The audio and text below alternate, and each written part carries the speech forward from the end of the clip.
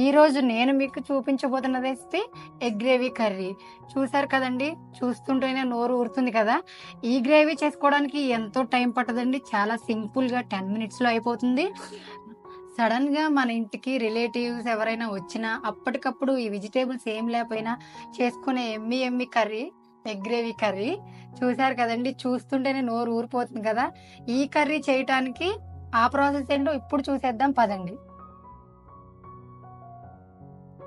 Hello friends, welcome to వారెవర్ kitchen. ఈ రోజు నేను చేయబోయే రెసిపీకి కావాల్సిన ఇంగ్రీడియంట్స్ ఏంటంటే chilli powder, salt, garlic paste, ధనియాల powder, biryani spices, kasuri methi, turmeric powder, కొత్తిమీర, చిల్లీస్, 2 టమాటోస్, 3 కట్ చేసి పెట్టుకున్న ఆనియన్స్, ఎగ్స్ బాయిల్ చేసుకుందాం.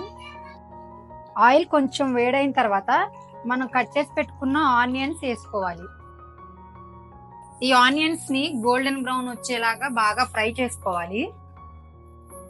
ఈ ఫ్రై అయ్యేలోపు మనకు ఎగ్స్ కూడా బాయిల్ అయిపోతాయి. ఈ ఆనియన్స్ ఫ్రై అయ్యేలోపు మనం టమాటాస్ కట్ చేసుకుందాం.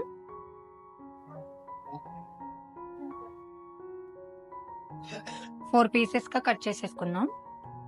ఆనియన్స్ ఎంత బాగా ఫ్రై చేసుకుంటే కర్రీ టేస్ట్ అంత బాగుంటుందండి. ఆనియన్స్ కొంచెం చల్లారేలోపు మనం మిక్సీ పట్టుకుందాం. ఇందాక కట్ చేసి పెట్టుకున్న టమాటాస్, కొంచెం కొత్తిమీర, 5-6 జీడిపప్పు పలుకులు, ఫ్రై చేసి పెట్టుకున్న ఆనియన్స్,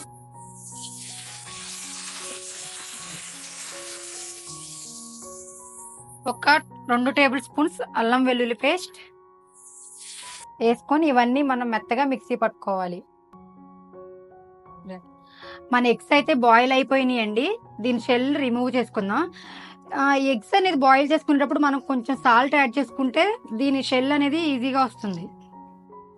మనం ఈ ఎగ్స్ ని ఫ్రై చేసుకోవడానికి కొంచెం సాల్ట్, కొంచెం చిల్లీ పౌడర్, కొద్దిగా పసుపు వేసుకొని మనం బాయిల్ చేసి పెట్టుకున్న ఎగ్స్ ని ఆయిల్లో వేసేసుకుందాం.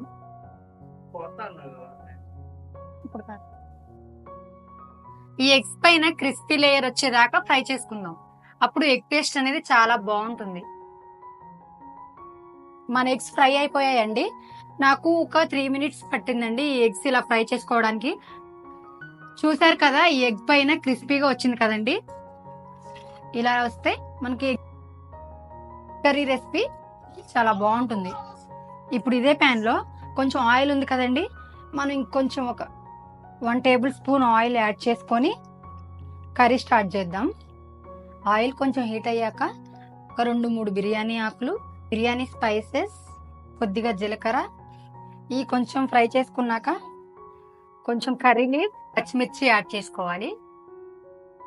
ఇప్పుడు మనం మిక్స్ చేసి పెట్టుకున్న పేస్ట్ ని వేసుకుందాం.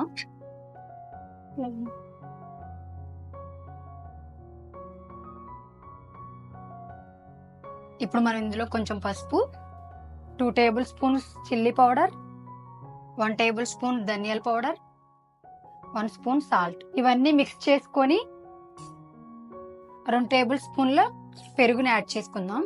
పెరిగేసుకోవడం వల్ల ఈ కర్రీ టేస్ట్ అనేది చాలా బాగుంటుంది. ఇలా ఆయిల్ సపరేట్ అవుతుంది కదండి. ఇలా ఆయిల్ సపరేట్ అవుతుంటే ఆల్మోస్ట్ మనకి కర్రీ రెడీ అవుతున్నట్టే. చాలా క్విక్ గా అయిపోతుందండి ఈ కర్రీ. ఇలా ఆయిల్ పైకి తెరులుతూ ఉన్నప్పుడు ఇందులో మనం కొంచెం గ్రేవీ కోసం కొన్ని వాటర్ ని యాడ్ చేసుకుందాం. గ్రేవీ ఎక్కువ తినే వాళ్ళైతే కొంచెం ఎక్కువ యాడ్ చేసుకున్నా ఏం కాదండి. అదే థిక్ కన్సిస్టెన్సీలో తినాలనుకుంటే ఇదైతే సరిపోతుంది. చూసారు కదండి, ఆయిల్ సపరేట్ అవుతుంది కదా ప్యాన్ కి. ఇప్పుడు మనం కొంచెం కసూరి మేతిని, కొంచెం కొత్తిమీరని యాడ్ చేసుకొని చెప్పనులే గాని ఈ ఎగ్స్ ఇలా కట్ చేసుకొని ఈ గ్రేవీలో వేసుకుంటే ఈ మసాలాలు, ఉప్పు, కారం అనేది ఎగ్స్ కి చక్కగా పడతాయి. కర్రీ అయితే రెడీ అయిపోయిందండి. ఇక దీన్ని సర్వింగ్ బౌల్ లోకి సర్వ్ చేసుకుందాం. ఈ ఎగ్ గ్రేవీ కర్రీ ఒక్కసారి ఇలా ట్రై చేసి చూడండి, 2 ముద్దలు ఎక్కువే తినేస్తారు. ఈ రెసిపీ మీరు ట్రై చేసినట్లయితే మాకు కామెంట్ చేయండి. వావ్, చూస్తుంటేనే నోరు ఊరిపోతుంది. నాకైతే ఆకలేస్తుంది. ఈ కర్రీ ఒక్కసారి మీరు ట్రై చేయాల్సిన కర్రీ అండి. డెఫినెట్గా ఒక్కసారి ట్రై చేయండి. మీకు ఎలా వచ్చిందో నా కామెంట్లో చెప్పండి. Please like, share and subscribe.